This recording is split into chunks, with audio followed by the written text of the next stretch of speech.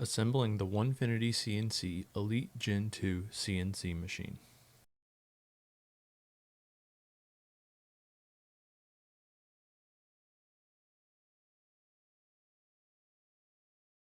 To help in identifying the rails, the X rail has a sticker on the ball screw cover and a drag chain. The Y1 rail has no sticker on the ball screw cover and has a drag chain. Lastly, the B1/Y2 rail has no sticker and no drag chain. All of the rails are also clearly labeled on the end caps where the wires will plug in. The motors we're going to install are all the exact same, and it will not matter which rail they are installed on.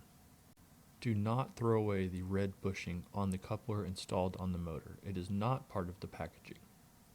It's also important to check that dip switches 1, 4, and 5 are down on all of the motors, including the motor pre-installed on the Z-axis. Y2 rail motor installation. We're going to start with a 4mm hex key and an 8mm crescent wrench to remove the bolts and nuts on the end of our Y2 rail. From the bottom tube, pull the wiring out, exposing the two green terminal blocks. These will plug into the motor. Next, we'll use our motor with the attached coupler and align the coupler with the existing half of the coupler inside of the Y2 foot. After doing so, we will put our bolts back into place. Then we can begin tightening them with our 4mm hex key and our 8mm crescent wrench.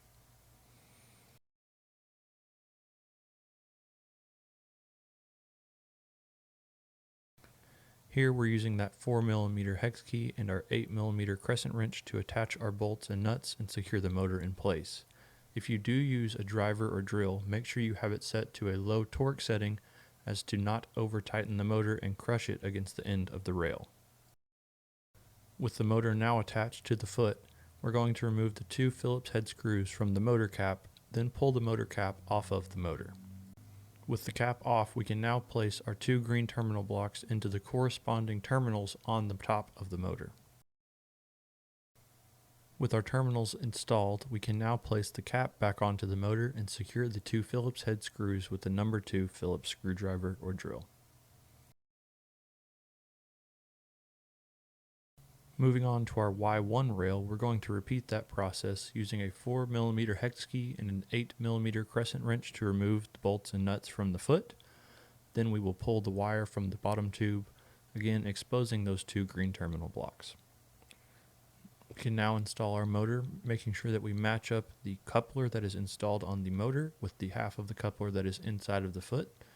After aligning that and placing the motor on the foot, we can now install our bolts, and we'll tighten those back down with our 4mm hex key and our 8mm crescent wrench.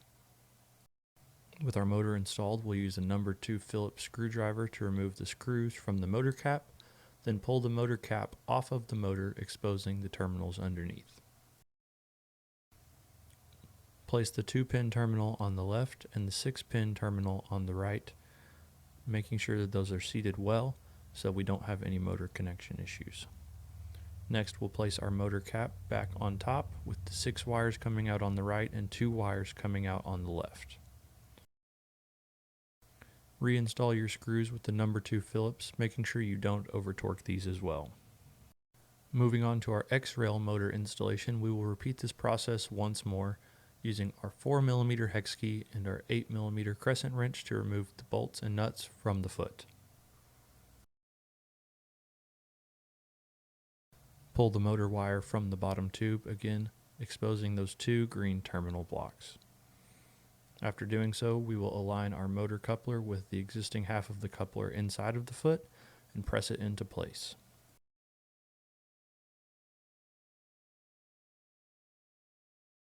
Next, we will reinstall our motor mounting bolts, and we'll use our 4mm hex key and our 8mm crescent wrench to tighten those down, again making sure we do not over torque these to compress the motor against the foot.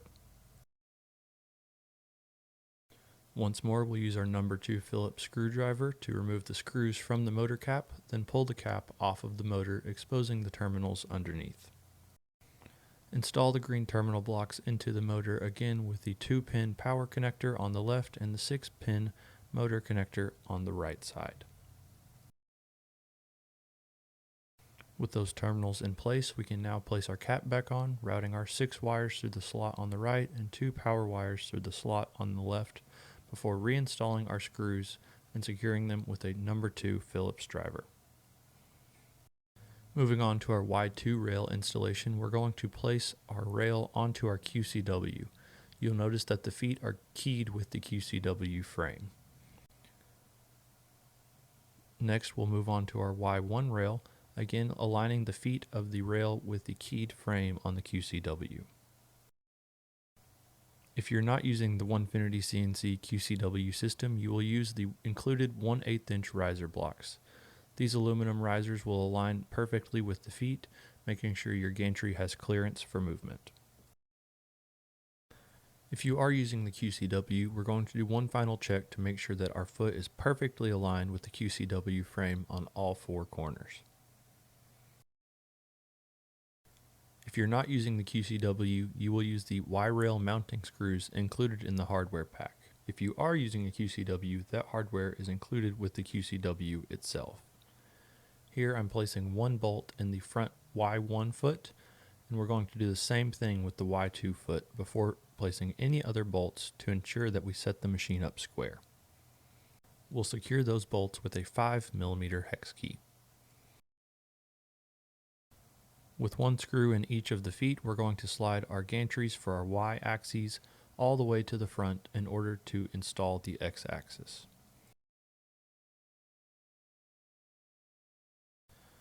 Moving on to our X-rail installation, the X-rail on the Gen 2 is significantly larger and heavier, so this will require 2 people to lift it into place. Here we're lifting the X-rail onto the Y-rail gantries, again aligning the feet of the X-rail with the top of the keyed Y-rail gantries. Make sure that the Y-rail gantries and the X-rail feet are perfectly aligned before securing the X-rail to the gantries. We'll use the X-rail mounting bolts that are included in the hardware pack to secure these 2 together.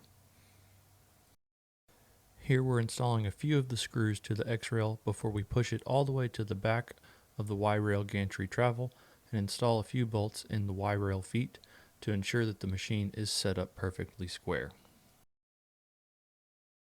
Following these steps is extremely important, as if you do not, your machine may end up as a trapezoid or parallelogram and will not function correctly. If you're not using the QCW, measure the diagonals of the machine to make sure that everything is set up square. Once we have the rails at the very back, we can now install the rest of the X-rail screws, securing the X-rail completely to the Y-rail gantry blocks.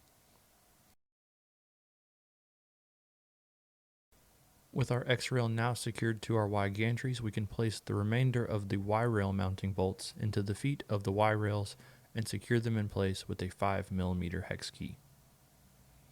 With our front feet of our Y-rails secured, we'll pull the X-rail back to the front, then we can secure the back feet of our Y-rails to our table.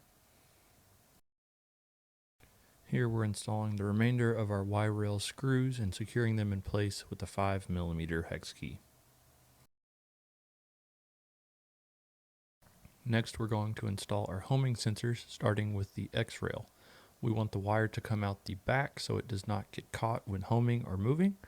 Keep pressure on the left side of the sensor to ensure that the trigger reaches properly, and secure with a 3mm hex key. Next, we'll install the Y1 sensor, again with the wire coming out on the left side to avoid getting caught in the machine. This time pushing the sensor back towards the X-rail and secure with the 3mm hex key. The Y2 rail, the wire will come out the right side to avoid getting caught in the machine. Once again, keeping tension on that sensor, pushing back towards the X-rail and securing it with our 3mm hex key.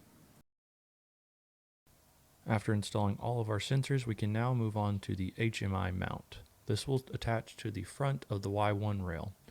There's an included cup with 4 mounting bolts as well as 4 lock nuts.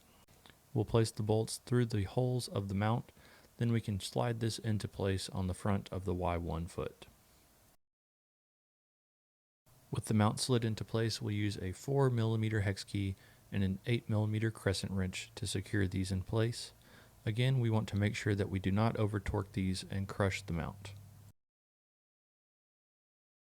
With our mount in place, we can now install our mounting arm. Included with the mounting arm is a bolt with a washer that we will secure through the bottom of the mounting cup with a 4mm hex key. With our mounting arm installed, we can move on to our HMI or screen installation. The Redline HMI will come with the mounting bracket pre-installed on the back of the screen, so all we'll have to do here is drop that into place on that mounting arm. With our HMI in place, we can now pull our X-axis all the way back to the front so we can install our Z-axis assembly. Included in our hardware pack, you'll find a Z-slider mounting bolt package. There are 4 bolts with a 4mm hex key head that we're going to use to install our slider to the front of our X gantry. There are 4 different mounting position options. Here I'm using the lowest set of holes, which will give me the highest mounting position, allowing the most amount of clearance. If you've selected the 65mm option and are using a router, you will want to use the top set of holes to allow the most reach for your router. Next, we are going to make all of our wiring connections on the machine, starting on the left side of our X-rail with the Z2 connector. The cables will match up with the labels on the connectors on the machine themselves. After connecting our Z2 connector, we will move on to our X2 connector. This will go on the end of the rail, not the back like the Z2. Along with the motor cable connector, there is also a connector for our Z-axis homing sensor. After making the connections on the end of the X-rail, we can now shift our focus to the external cables. Starting at the front left corner of the machine, we're going to connect our Z1 cable to the end of the drag chain labeled Z1. Next, we will connect our X1 cable to the end of the drag chain labeled X1.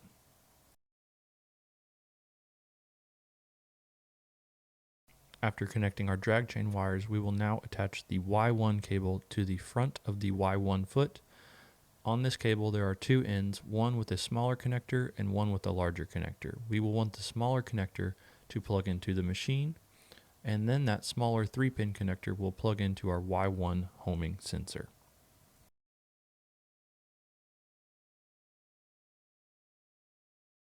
Moving to the front right corner of the machine, we can now connect our B1 cable, again making sure we have the smaller 3-pin connector on the machine side, then connecting that 3-pin connector for our homing sensor. Moving back to our Z-axis assembly, we're now going to attach the motor connector as well as the 3-pin homing sensor connector for our Z-axis. Moving to the back of the HMI or screen, we're now going to attach our USB cable. There is one USB port on the back of the HMI that is designated for connection to the motion controller. Next, we're going to connect our power connector to the HMI. This is the wire labeled PWR, short for power. The last required power cable is the power that goes directly to the wall. This will plug in on the bottom left corner when looking at the back of the HMI. After connecting all of our HMI wires, we're now going to open up our real-time CNC motion controller. Here we see the back of the motion controller with all of our accessory ports, and on the front we see all of our machine axes connections. Going from left to right, we're going to start with our X-axis connector, plugging in the larger connector to the bottom port for the motor control and the top for our homing sensor connection. Next, we'll plug in our Y1 connector, again starting with the motor connection on the bottom and the homing sensor connection on the top.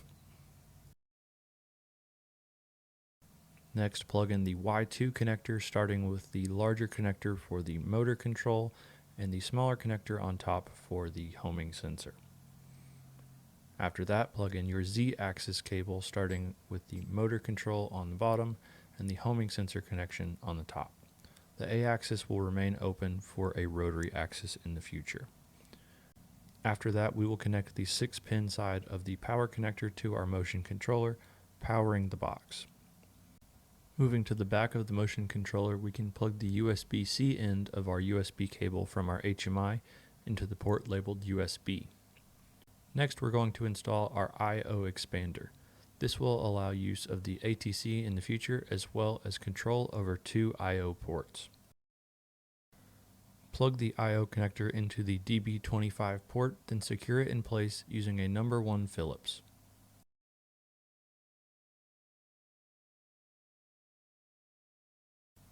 On the top of the I/O expander, there is a plug for a 12-volt external power supply that we will plug into a power strip. Along with that 12-volt connector, we are also going to plug in the power that is going to the back of the HMI itself. With those now all plugged in, we can now power up the machine. We'll start by flipping the on-off switch on the back of the HMI to the 1 position. Then we will twist and release the red e-stop on top of the screen before pushing the power button on the right side. As the machine initializes, the screen will flash blue before displaying the real-time CNC icon. Then it will start loading the display on the HMI itself. Once that is completely booted up, we can now home the machine. When homing the machine will home all in Z first, then X, then Y, with a fast seek, then backing off with a slow seek afterwards to ensure that everything is just right. After homing the machine, we can now jog the machine freely around and ensure that everything is set up correctly.